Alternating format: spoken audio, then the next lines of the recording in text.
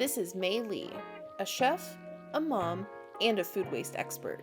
Join us to hear what she has to say about reducing food waste in your home.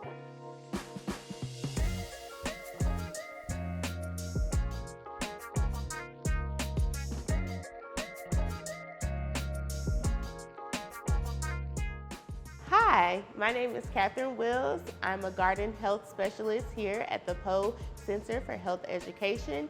And today, as a part of our Garden to Kitchen series, I have my friend Mei with me. She is from Food Waste Feast. Mei, can you introduce yourself and tell us a little about food waste reduction? Absolutely. Thank you so much for having me. I'm really excited to be here. So my name is Mei, and I co-founded a website called Food Waste Feast with my sister. We used to run a restaurant together, and so we started learning about food waste from the side of a restaurant owner. And when I started writing a cookbook, I realized how many people at home are throwing out perfectly good food. Right. And it's something that really hits home for us because we think gardening and farming is so important, and there's so much good food out there that gets produced, and unfortunately it just doesn't get eaten, and it can be really hard. I totally understand everyone's kitchens. You buy something, you forget about it, it hangs out in the fridge for ages. So common, it happens to me all the time, but I really wanted to be a resource for people to help use up the food that they have and make really delicious meals. Some of my favorite tips, I've got 5, just the number of things that I like to tell people for cutting down food waste. The first one is to shop your kitchen first, because sometimes we just run out to the store and you buy all these things, and then you get home and you realize you already had those things. Yeah. So doubling up ends up with a lot of perfectly good food getting wasted, so I try to avoid that.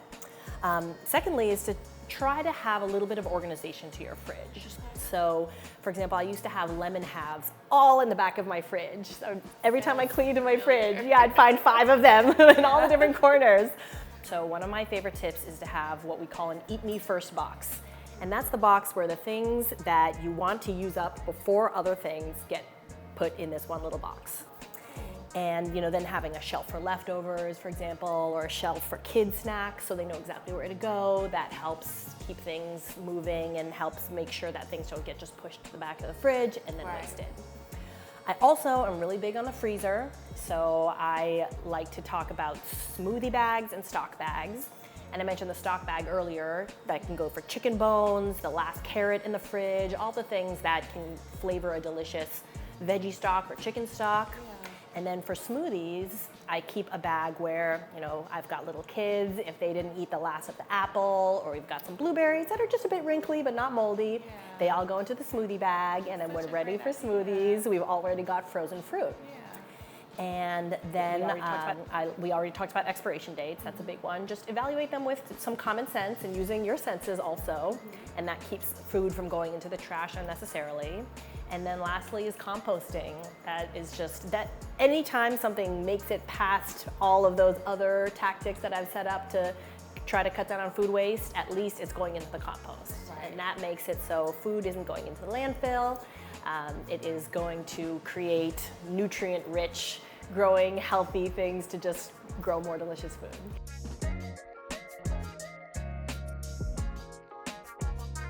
So we're going to be making a frittata, which is an egg dish that can use up practically any leftovers or fresh food that you have in the kitchen. Okay. We're going to be using the peppers, the tomatoes, maybe the carrots, and we'll put that together in a baked egg dish that is super easy. Okay. And it's great because you can customize it depending on what you've got or who is eating in your house.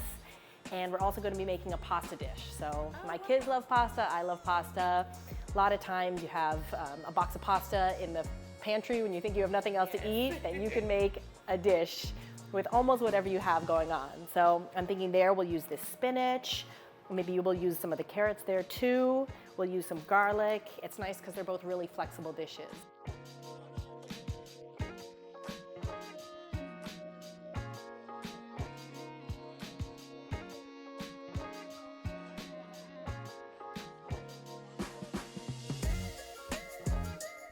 So how can our audience reach you, and what are some resources that you have for families to use to prevent food waste? Great, so I have a website called Food Waste Feast, and I have a lot of recipes on there that are meant to be just as adaptable and flexible as these and help people cut down on the food waste in their kitchen.